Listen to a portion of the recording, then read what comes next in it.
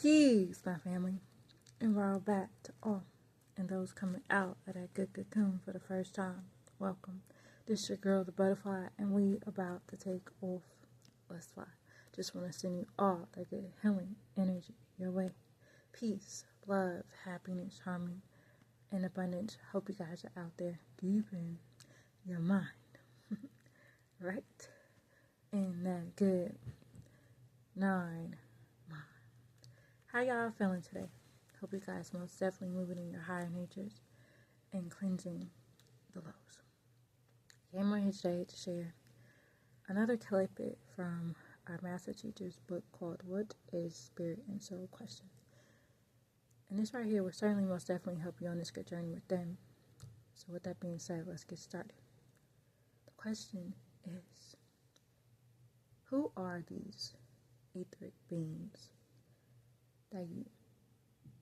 that will take us to the next level? Question.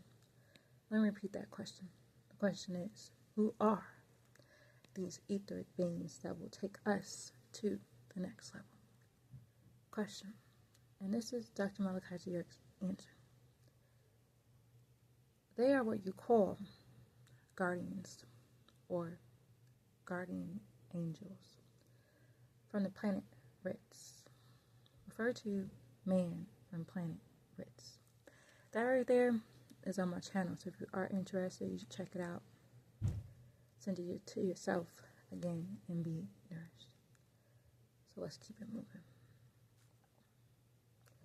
Ritz is the 8th planet from the 19th galaxy called Elena.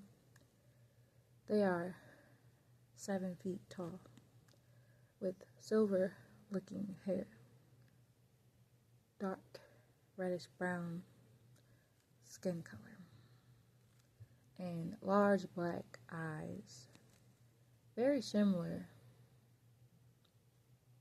to human beings. They are the providers, and they police the universe in respect. As far as being responsible for living things,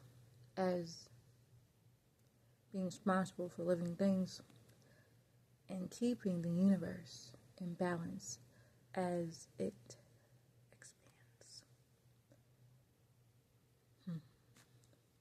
In the beginning, their only concern for coming to this planet, which was called Tamet, was what they called, or what they could get from you and your planet. So let me repeat that one. In the beginning, their only concern for coming to this planet, which was called Tamet, was what they could get from you and your planet, like resources. No one came here to help you until centuries after your birth, that they took a personal concern in you. And that was Ninti, the wife of Enlil, son of Anu. That's why you call her Mommy or Mami. However, they are only interested in a few. Hardworking group of 144,000. Only if you prove yourself, they see you as the most backward, egotistical, destructive creatures on the planet who don't know their right foot from the left foot. This chart shows the degradation of human beings from him being divine down to him being cursed. And this is the degradation chart of the divine. And it says, being, 2, supreme being, 2, human being, 2, human, 2, man, 2, mammal, 2, beast, 2, demon. The stage from being a supreme being is to be a human being. The stage from being a supreme being to be a human being. The word human is the same as Latin word homo sapien, which describes the nature of a being. A submissive being is a being that is solely submissive to the laws of nature, such as voluntary and involuntary functions like. It goes into cooperation, eating and digestion, assimilation, absorption and use, and elimination, body waste and food and debris. Human physical composition, which he is, his nature. Then he goes on to man. This is where you start to regress to just a warm-blooded animal, a mammal. If you get the gift of divinity back, you will be up all right. But until then, you don't know anything because something is missing. Even with what you know, you still don't know anything compared to the boundless universes or to the universe. And that is the end of his answer. One moment. All right now. So that's the end of his answer. And so it goes on to the next question. So let's go. The question is, one moment. The question is the inner self the same thing as the soul? Question. And this is Dr. Malachi's answer. No. The inner self would be what is referred to as the indwelling spirit that is a part of you that speaks to you when you are about to make a decision. It is a part of your personality that works upon your emotions and your morals, even your coolness. The inner self argues with the actions to be performed with the outer self. And so, it goes on. And that's the end of his answer.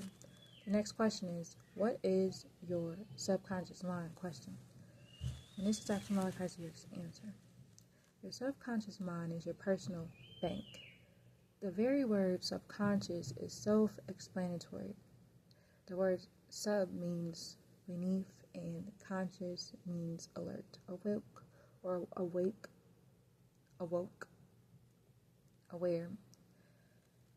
Everything that happens outside of the human body of an individual is stored in the hologramic picture, with the sound and color in the form of undeveloped negatives and a file in the subconscious.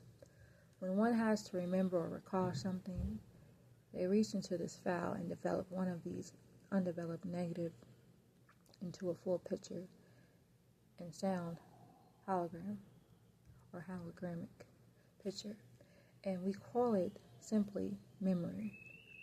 Once the subconscious mind fails oneself, he has what is called the memory lapse, which can't recall incidents in their entirety. He loses the hologramic ability or the color or the sound. And sometimes the brain will actually have two negative overlaid to you.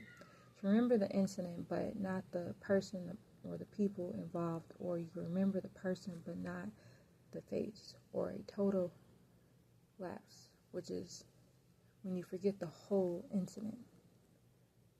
And that's the end of his answer. So it goes on. Our spirits, souls? Question. And this is Dr. Malachi's answer.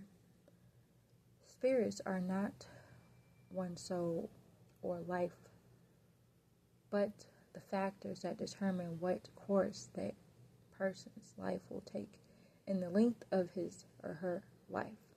On the contrary, spirits are not people's lives. The burning proves this, but people may be the lives of spirits in nature, the life of all visible and invisible. People are the lives of spirits because at death of a person, the spirits possessed the person must transmigrate to something or someone else in order to stay alive, for they must keep subsisting, feeding on the substance of something or someone else's blood.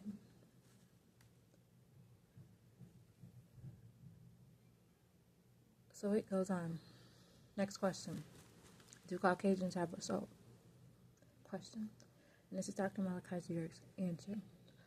Although people may think at this as a racial question, this is a good point because for years people have made fun of the Caucasians' race for not having a soul or rhythm. However, once you surrender your sense of rhythm, timing, and coordination for this newfound culture, now you see they have the ability to create. They can move just like you, rap just like you, and sing just like you. Now you all are on equal level. On a equal level. So, at one time it was said that Caucasians don't have a soul. And now, Nubians don't have a soul. So now, the two can mesh together. And so, that's the end of his answer. So, I'm going to leave it at that. Or y'all want me to go on?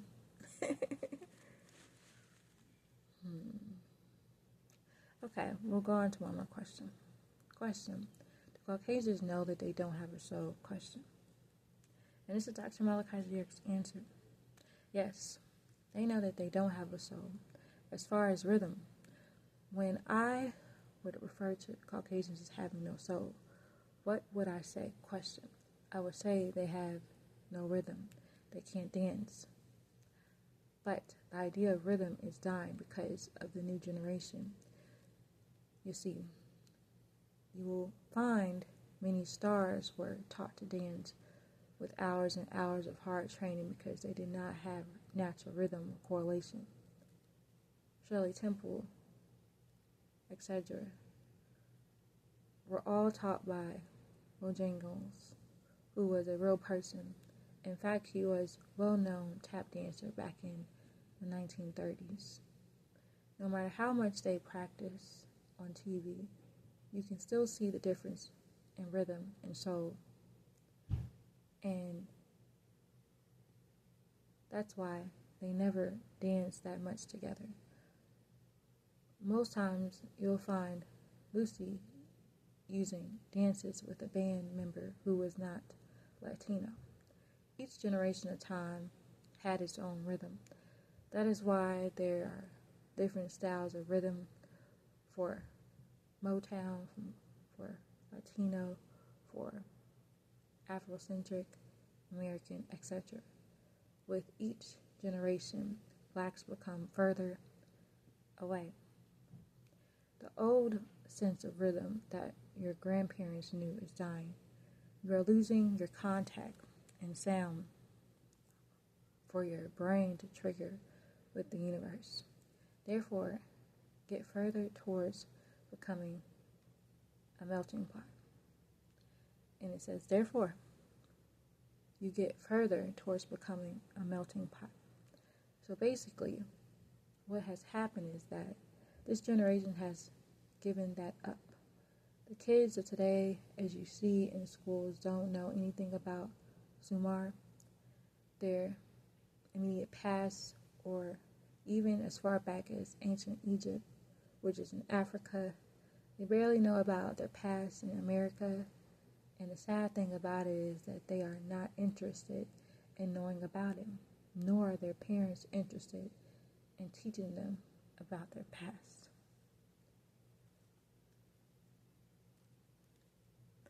And that right there was the end of his answer. So, I'm going to leave it at that for now. And again, if you are interested in reading this yourself, you can check it out. It is on Scribe and All Eyes on Egypt bookstores online. as well as you may find it on Amazon. Other people might be selling it online. You can check it out there too. But again, this is for you to understand more about yourselves, who you are, more about the spiritual realms and the world around you. Again, this is all to help you elevate, expand your mind, raise your consciousness, and evolve. So on that note, if you have any questions, you can leave it in the comment section. I'll be happy to answer. Or you can email me as well. Release, our master teacher, Dr. Malachi L. Know that you are loved beyond this world. I hope you know this. I hope y'all know this. The love is already within you. Divine love, the Most High, is in you. So it's there. You just have to bring it out and begin to care once again. And on that note, peace, shalom, hashud, and wadu.